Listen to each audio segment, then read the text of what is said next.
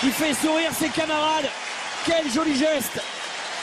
Super reprise du gauche, presque un retourné. C'est vraiment un très beau geste technique.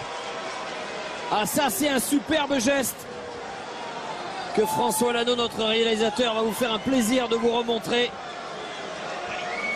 Je tiens à dire que Fabien n'y peut rien. Ouais, effectivement. Et regardez là. Oh, énorme, énorme. Ce but d'Nkoulou. Beaucoup de réussite parce que c'est un geste très très difficile à réaliser, donc il faut... في مباراة استعراضية ومباراة تشهد الأهداف. جوردان آيو يسجل الهدف الثاني بعد هدف نكولو. هذا هو جوردان آيو، الاسم الشاب أكيد أكيد. مارسيليا حتى بالأسماء الشابة سيكون حاضر في الموعد مع أول مباراة أمام نادي سوشو. شاهد مرة أخرى هذا الأداء الفني الرائع والمهارات المحترمة جدا لآيو. شاهدوا كيف تلاعب بالمدافعين وكيف مر وبالتالي موى وسدد مباشرة، مسجلا الهدف الثاني لنادي مارسيليا.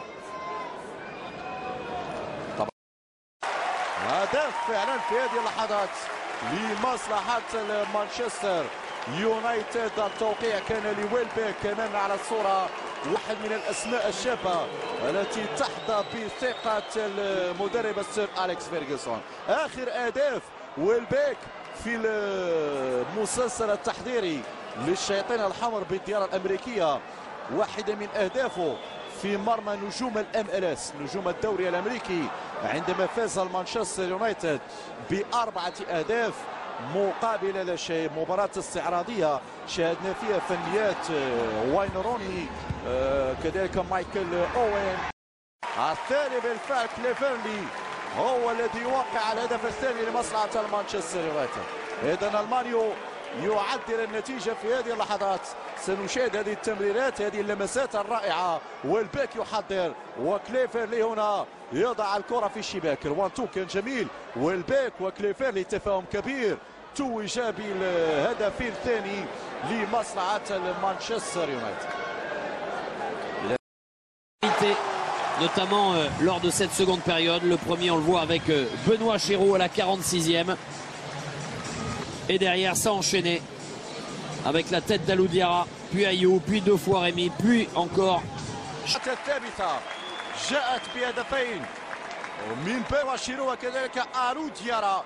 أمامنا على الصورة اللاعب السابق للجيروندين دو بوردو وكذلك الدولي الفرنسي ينجح في إضافة الهدف الرابع لأولمبيك مارسيليا. الآن أصبحنا نتابع الفريق الأساسي لأولمبيك دو مارسيل. لوتشو غونزاليس يحضر كرة عرضية على المقاس ورأسية ممتازة ذكرتنا بأهداف ألو ديارا. بنفس الطريقة سجل هدفا بالبارك. هو آيو ينجح في تسجيل الهدف الخامس. حصة ذكرتنا بكأس السوبر الفرنسي بمدينة طنجة المغربية عندما توجوا باللقب على حساب بطل الدوري الفرنسي نادي ليل 5-4.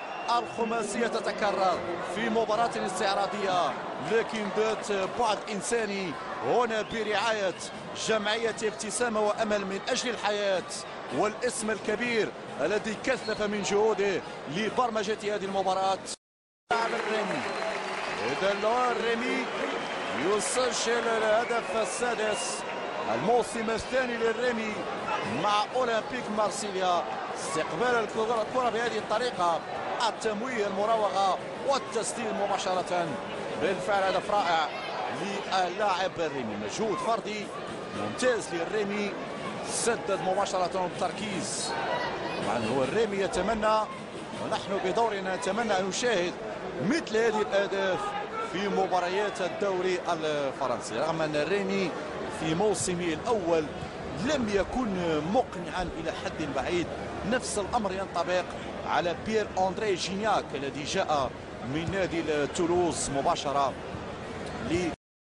Loïc Rémy qui inscrit ainsi son deuxième but et 7-2 pour l'Olympique de Marseille.